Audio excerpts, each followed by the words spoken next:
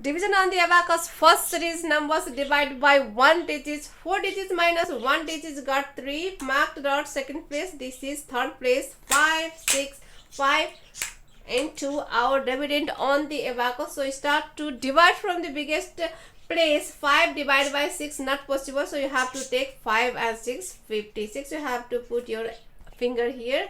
56 divided by 6 how many times? 9 times. Place your answer on this rod. 9 6 are 50 and 4. Since now you have 2 and 5 25. Divided by 6 how many times? 4 times. 6 4s are 24. Since and now you have 1 to 12 divided by 6 how many times? 2 times. 6 2s are 12. And your answer is 946. And your answer always finish on the marked dot.